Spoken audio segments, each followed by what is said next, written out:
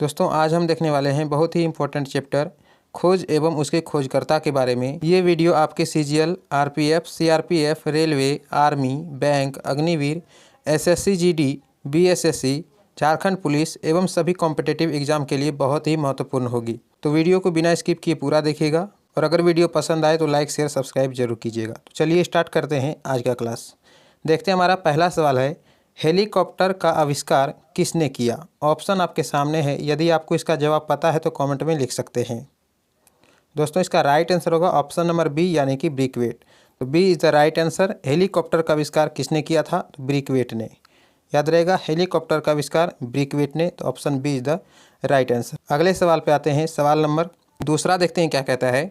दूसरा सवाल है हमारा, दूरबीन का आविष्कार किसने किया था? गैलीलियो ने, गुटेनबर्ग ने, एडिसन ने या ग्राहम बेल ने? तो दोस्तों इसका राइट आंसर होगा ऑप्शन नंबर ए यानी कि गैलीलियो ने। तो इस प्रश्न का ए सही आंसर हो जाएगा। दूरबीन का आविष्कार किसने किया था? तो गैलीलियो ने किया था। याद रहेगा, दूरबीन का आविष्कार किसने किया था? तो गैलीलियो ने किया था। तो A is the right answer. अगले सवाल पे आते हैं, सवाल नंबर तीसरा देखते हैं हमारा क्या रहता है। रडार के आविष्कारक थे, यानी कि इनमें से किसने रडार का आविष्कार किया था?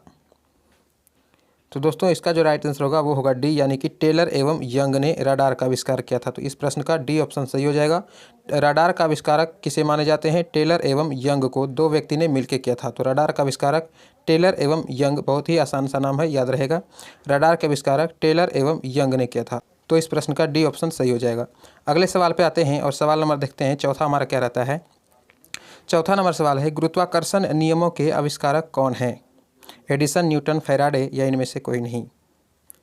दोस्तों इसका जो राइट आंसर होगा वो होगा बी यानी कि न्यूटन ने। ठीक है, गुरुत्वाकर्षण का नियम किसने दिया था? न्यूटन ने। तो गुरुत्वाकर्षण के नियमों का आविष्कारक किसे माना जाता है? तो न्यूटन को। तो बी द राइट आंसर हो जाएगा। गुरुत्वाकर्षण के नियमों का आविष्कारक किसे माना जाता है? तो न्यूटन को। अगले सवाल पे आते हैं, देखते हैं सवाल नंबर 5 क्या रहता है। तड़ित चालक, जिसे हम बिजली भी बोलते हैं, तो तड़ित चालक जो आसमान से गिरता है, तो तड़ित चालक के आविष्कारक किसे माने जाते हैं? Graham Bell, Lord Lister, Benjamin Franklin या आइंस्टीन? तो दोस्तों इसका जो राइट आंसर होगा वो होगा सी यानी कि बेंजामिन फ्रैंकलिन। तो सी इज़ द राइट आंसर हो जाएगा। तड़ित चालक के आविष्कारक किसे माने जाते हैं? तो बेंजामिन फ्रैंकलिन को। तो सी इज़ द राइट आंसर। अगले सवाल पे आते हैं, सवाल नंबर 6 देखते हैं क्या है। नोबेल पुरस्कार अल्फ्रेड नोबेल के नाम पर शुरू हुआ, जिसने खोज की थी। जो नोबेल पुरस्कार दिया जाता है ये अल्फ्रेड नोबेल के नाम पर शुरू हुआ था। तो इसने क्या चीज़ का खोज किया था?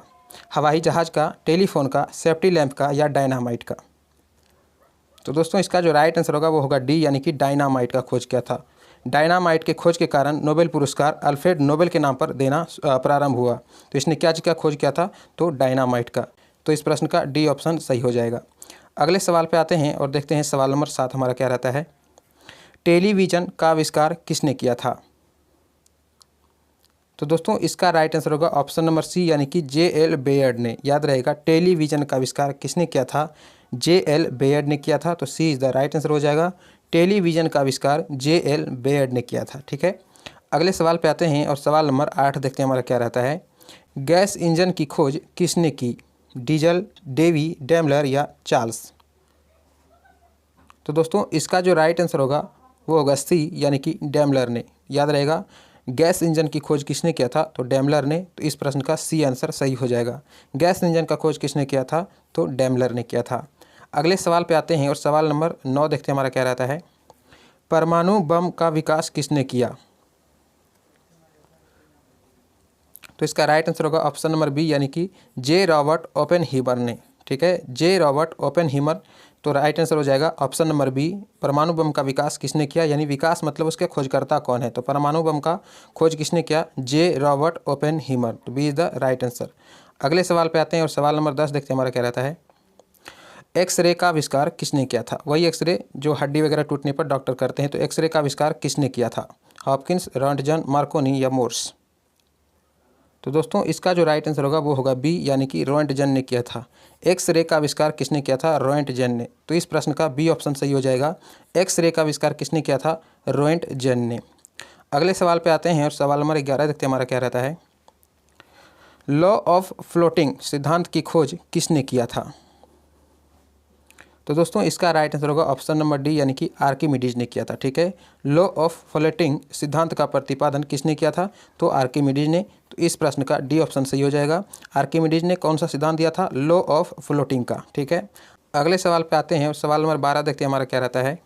हाइड्रोजन बम किसने विकसित किया? यानी कहने का मतलब वही है, हाइड्रोजन बम का आविष्कार किसने किया? तो दोस्तों इसका जो राइट आंसर होगा वो होगा सी यानी कि एडवर्ड टेलर ने हाइड्रोजन बम का आविष्कार किया था। याद रहेगा, हाइड्रोजन बम का आविष्कार किसने किया था? तो एडवर्ड टेलर ने। इस प्रश्न का सी आंसर सही हो जाएगा। हाइड्रोजन बम का आविष्कार किसने किया था? तो एडवर्ड टेलर ने। अगले सवाल पे आते हैं और सवाल नंबर 13 देखते हैं हमारा क्या रहता है। लेज़र का आविष्कार किसने किया था? तो दोस्तों इसका राइट आंसर होगा ऑप्शन नंबर सी यानी कि टी.एच. मेमन ने। ठीक है, टी.एच. मेमन ने किस चीज़ का आविष्कार किया था? तो लेज़र का आविष्कार किया था। तो इस प्रश्न का सी ऑप्शन सही हो जाएगा। लेज़र का आविष्कारक किसे माना जाता है? तो टी.एच. मेमन को माना जाता है। अगले सवाल पे आते हैं और सवाल नंबर 14 देखते हैं हमारा क्या रहता है। टेलीस्कोप की खोज किस वैज्ञानिक ने की थी? यहाँ में हो गया या नहीं होगा। टेलीस्कोप की खोज किस वैज्ञानिक ने की थी? न्यूटन, जेम्स वाट, रदरफोर्ड या गैलीलियो ने? तो दोस्तों इसका right answer option number D हो जाएगा, गैलीलियो ने किया था। टेलीस्कोप की खोज किसने किया था? तो गैलीलियो ने। तो इस प्रश्न का डी ऑप्शन सही हो जाएगा। टेलीस्कोप के खोजकर्ता किसे माने जाते हैं? तो गैलीलियो को। अगले सवाल पे आते हैं और सवाल नंबर 15 देखते हैं हमारा क्या रहता है। निम्नलिखित में से कौन सा युग्म सुमेलित नहीं है बोला गया है, यानी कि कौन सा युग्म सही सुमेलित नहीं है? मतलब बाकी 3 सही है लेकिन उनमें से एक गलत है, वो आपको देखना है। तो दोस्तों इसका राइट आंसर होगा ऑप्शन नंबर डी यानी कि जे पॉर्किंस ने पेनिसिलिन की खोज नहीं की है। तो डी आंसर इसका सही हो जाएगा। क्वेश्चन को ध्यान से पढ़िएगा, उसके बाद जवाब दीजिएगा। बोला गया है निम्नलिखित में से कौन सा युग्म सुमेलित नहीं है, यानी कि सही सुमेलित कहा गया है कि सही सुमेलित नहीं है। तो इसका राइट आंसर होगा ऑप्शन नंबर डी, जे पॉर्किंस ने पेनिसिलिन की खोज नहीं की है। तो D is the right answer. अगले सवाल पे आते हैं और सवाल नंबर 16 देखते हैं हमारा क्या रहता है। इलेक्ट्रॉन सूक्ष्मदर्शी का आविष्कार किसने किया था? तो दोस्तों इसका राइट आंसर होगा ऑप्शन नंबर ए यानी कि नोल एवं रुस्का ने किया था। ठीक है, इलेक्ट्रॉन सूक्ष्मदर्शी का आविष्कारक किसे माना जाता है? तो नोल एवं रुस्का को। तो ए इज द राइट आंसर हो जाएगा। इलेक्ट्रॉन सूक्ष्मदर्शी का आविष्कारक किसे माना जाता है? तो नोल एवं रुस्का को। अगले सवाल पे आते हैं और सवाल नंबर 17 देखते हैं हमारा क्या रहता है।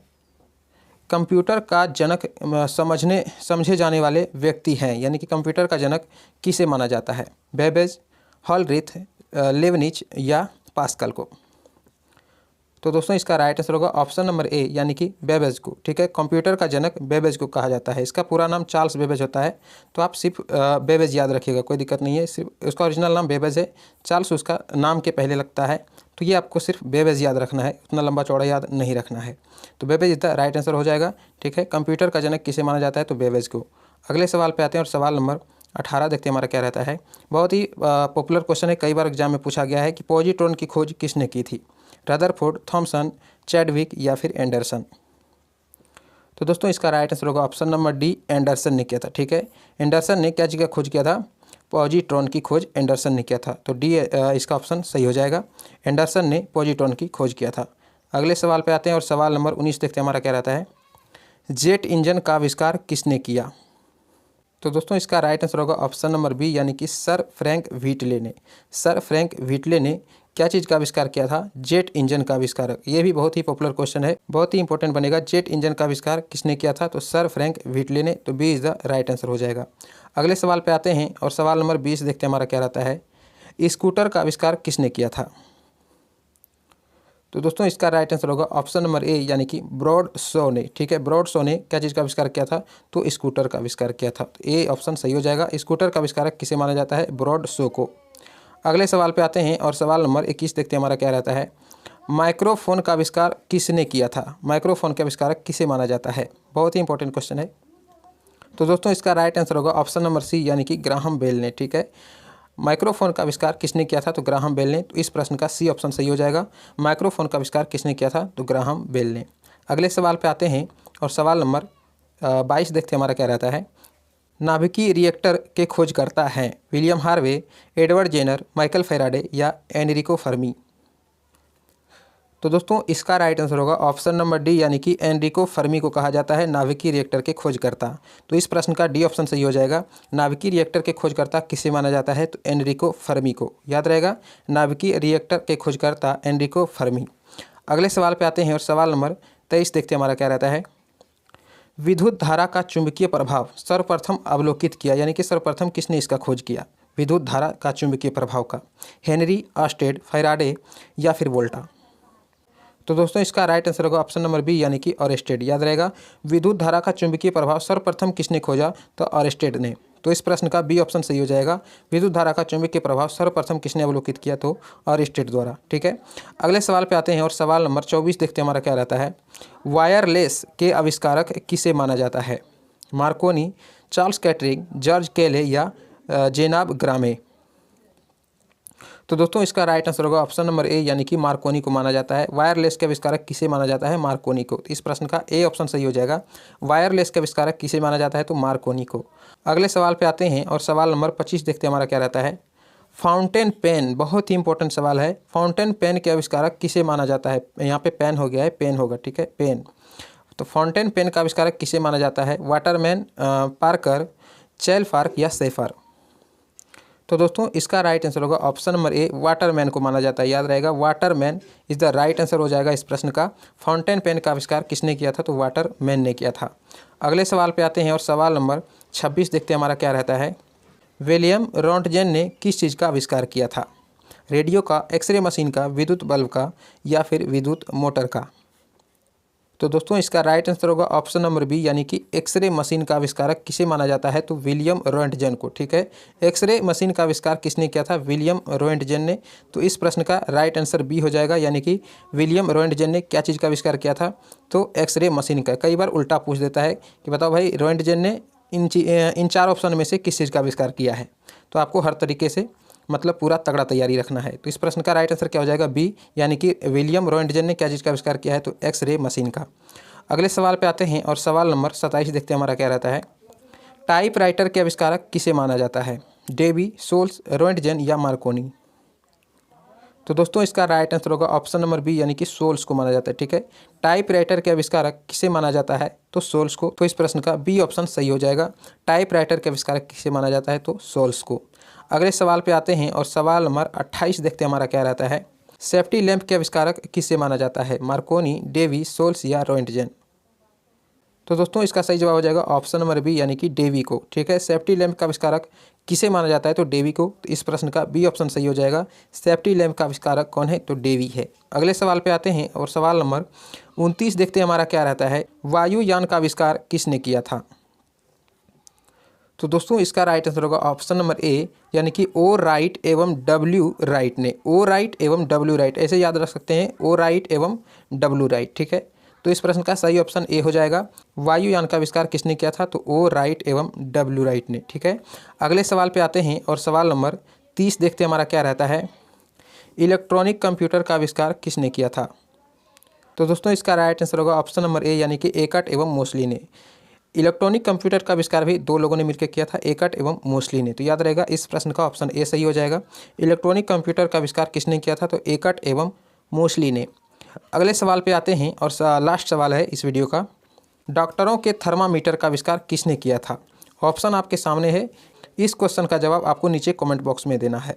डॉक्टरों के थर्मामीटर का आविष्कार किसने किया था? वही थर्मामीटर जिसमें बॉडी का टेम्परेचर मापा जाता है। आपको पता होगा जो डॉक्टर, हमें बुखार लगता है तो उससे चेक करते हैं हमारा बुखार कितना डिग्री है। तो उसी थर्मामीटर का बात हो रहा है कि डॉक्टरों के जो थर्मामीटर होते हैं उसका आविष्कार किसने किया था। ये जो थर्मामीटर होते हैं इसमें नंबर कहाँ से कहाँ तक होते हैं? तो 0 से लेकर के 14 तक। ये भी इंपॉर्टेंट सवाल है, याद रखिएगा। इसमें जो है पारा पाया जाता है। ठीक है, पारा की वजह से थर्मामीटर चमकता है, ये भी आप याद रखिएगा। अभी आपको जवाब देना है कि डॉक्टरों के जो थर्मामीटर होते हैं उसका आविष्कार इन 4 ऑप्शन में से किस एक व्यक्ति ने किया था। कमेंट में बताइएगा। वीडियो आपको कैसा लगा वो भी आप कमेंट में लिख दीजिएगा। उम्मीद करते हैं वीडियो पसंद आया होगा। अगर वीडियो पसंद आया हो तो लाइक शेयर सब्सक्राइब जरूर कीजिएगा मेरे दोस्त। इस चीज़ को हम बार बार नहीं बोलना चाहते हैं, बस अपने हिसाब से कर दीजिएगा। मिलते हैं नेक्स्ट वीडियो में, तब तक के लिए जय हिंद मेरे साथियों।